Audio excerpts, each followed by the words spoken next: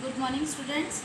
In the previous lecture, we discussed about the interior of the earth, that much of our knowledge is based upon some of direct sources and indirect sources. Direct sources we already discussed, and for the indirect sources, we discussed that through the indirect sources, we conclude that earth has a concentric layers. There are three main layers: crust, mantle and core. Now we will discuss the indirect sources of the earth. First is density.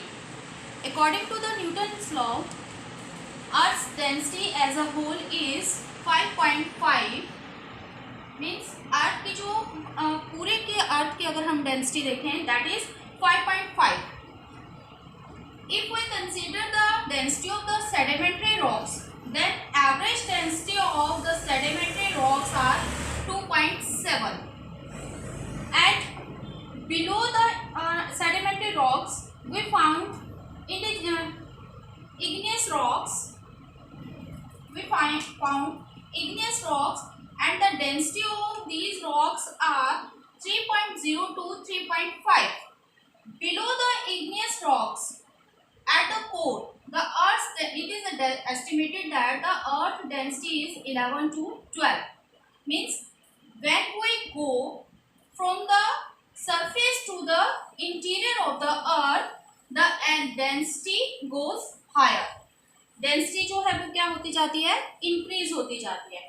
And when we reached at the centre of the earth, it is estimated that the average density of the centre is 13 to 14. So when we go inside the earth, density goes higher. अब why this happened so? There are two reasons regarding this.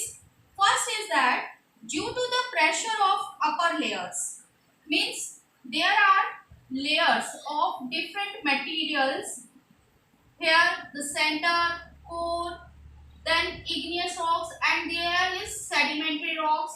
So the pressure of the upper layers, due to the pressure of these upper layers, the density becomes higher. And the second reason behind it is that core is itself made of heavy material like nickel and ferrous. Because the material is heavy, so obviously the density will be higher.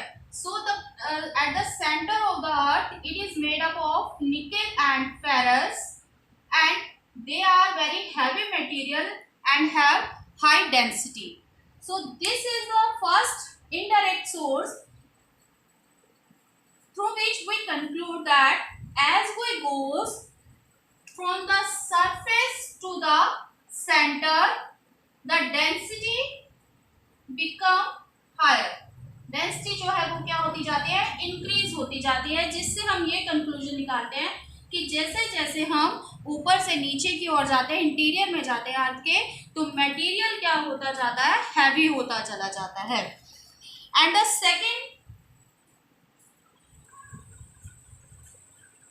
second is temperature.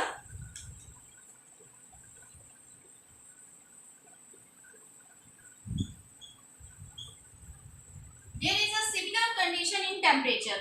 As we go, here it is surface and this is the center point. When we go from the surface to the center, temperature increases. Temperature जो है वो क्या होता जाता है, increase होता जाता है जैसे हम अर्थ के सरफेस से सेंटर की तरफ जाते हैं. और ये चीज़ें जो हैं वो हमने कैसे ऑब्जर्व की, डायरेक्ट सोर्सेज से, through the mining and oil drilling. जैसे जैसे हम माइनिंग प्रोसेस में नीचे जाते हैं तो वो क्या होता जाता है, टेम्परेचर इंक्रीज होता जाता है और वो अनबियरेबल होता जाता है. इसीलिए हम एक लिमिटेड एक्सटेंट तक ही जो है डिग आउट कर सकते हैं. तो टेम्परेचर की जो रेशो है वो भी क्या होती है, डिफरेंट है. जैसे कि 100 किलोमीटर तक, 1 to 100 kilometre,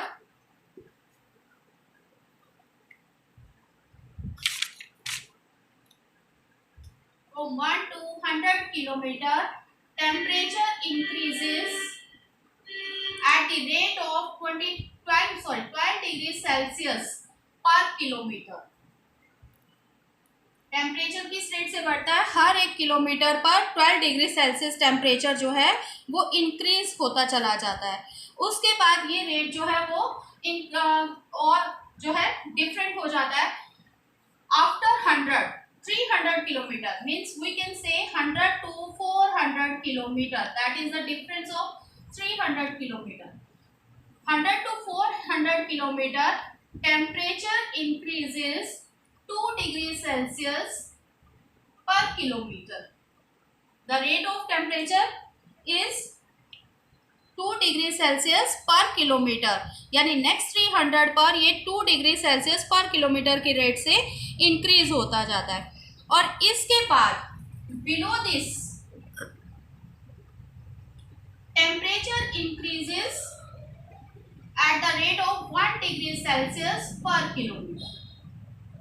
So the temperature increases at the different rate according to the inside of the earth, and if we estimated according to this rate, the temperature at the center will be 2900 degrees Celsius. अगर हम इस rate को calculate करते हैं तो the scientist estimated that the temperature at the centre of the earth must be 2900 degree Celsius. इतने ज़्यादा temperature पर हमें सभी चीज़ें किस फॉर्म में मिलनी चाहिए थी? मोल्टन फॉर्म में, बट ऐसा नहीं होता। इसका रीज़न क्या है? अभी हमने जैसे लास्ट लेक्चर में पढ़ा कि जो हमारा अर्थ का आउटर कोर है वो हमें किस फॉर्म में मिलता है? मेल्टन फॉर्म में मिलता है, जबकि इनर कोर जो है वो हमें किस फॉर्म में मिलता है? सॉलिड फॉर्म में। इट मीन्स कि जो 2900 किलोमीटर तक का एरिया है वो हमारा कैसा है? वहाँ पर हमारा जो टेम्परेचर मेल्टिंग पॉइंट है वो ज़्यादा है, जबकि स्लाइटली कम है। टेम्परेचर जो है वो मेल्टिंग पॉइंट से कम है। Temperature is less than melting point, so the things behave like solid. melting point से कम है टेम्परेचर, इसलिए यहाँ तक हमें जो चीज़ें हैं वो किस फॉर्म में मिलती है? सॉलिड फॉर्म में। फिर 2900 के बाद हमारा जो आउटर कोर है वहाँ पर टेम्परेचर जो है वो हमें किस फॉर्म में मिलता है? It is greater than melting point. जो वहाँ की चीज़ें हैं उनके मेल्टिंग पॉइंट से ज़्यादा है, इसलिए हमें वहां पर चीजें जो हैं वो लिक्विड और गैस फॉर्म में मिलती हैं। After that 4600 in the inner core the temperature again decrease और less than its melting point and the things behave like solid. दोबारा से जो है इनर कोर में टेम्परेचर जो है वो मेल्टिंग पॉइंट से कम है, इसलिए चीज़ें जो हैं वो सॉलिड फॉर्म में है। अब हम ये चीज़ भी कह सकते हैं कि या तो यहाँ पर चीज़ ही जो भी ऑब्जेक्ट्स हैं, जो भी मटेरियल है वो इतना सॉलिड है, इतना हैवी है कि उसका मेल्टिंग पॉइंट टेम्परेचर पहुँच ही नहीं पाता। जिसमें हमने 2900 डिग्री सेल्सियस कहा था, तो इसमें यहाँ पर इतना सॉलिड मटेरियल है या इतना हैवी मटेरियल है कि ये टेम्परेचर उसको मेल्ट नहीं कर सकता। और ये जो है वो किसका हो सकता है? फेरस और निकेल का। सो inner core is made up of ferrous और nickel. So we conclude that as we go from the surface to the inside of the earth, temperature increases and the rate of temperature increases at a different ratio. Now the third, pressure. Third indirect sources is pressure.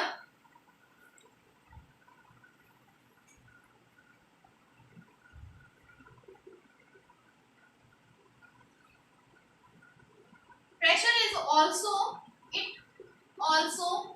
increases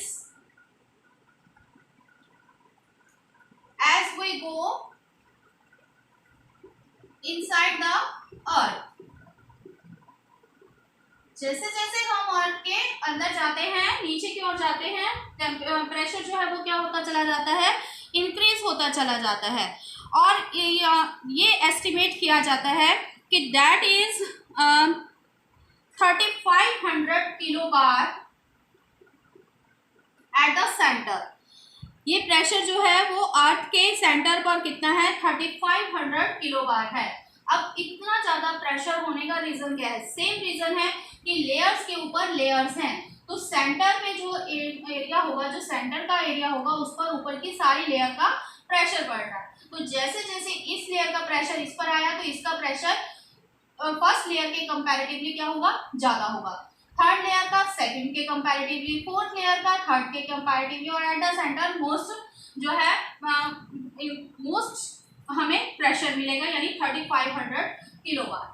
अब इतने ज़्यादा pressure के कारण ही हमारे क्या होती हैं, जब एक चीज़ पर हमारा प्रेशर पड़ता है, जैसे आप एक स्प्रिंग को जो है प्रेशराइज करते हो, उसको नीचे दबाते हो, तो वो जैसे ही आपका हल्का सा भी प्रेशर लूज होगा, वो वापस ऊपर उछलेगा।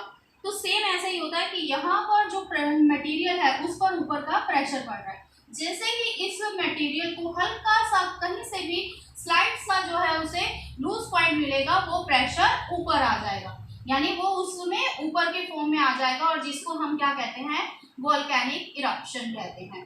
तो volcanic eruption is due to the high pressure of inside the earth and tectonic forces are also work due to the high pressure inside the work. अब ज़्यादा प्रेशर होने के कारण क्या होती हैं, चीज़ें जो है, प्लेट्स जो हैं वो भी मूव करना शुरू कर देती हैं, वोल्केनिक इरप्शन जो हैं होते हैं।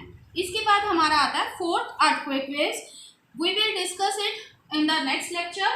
So prepare the notes and learn that.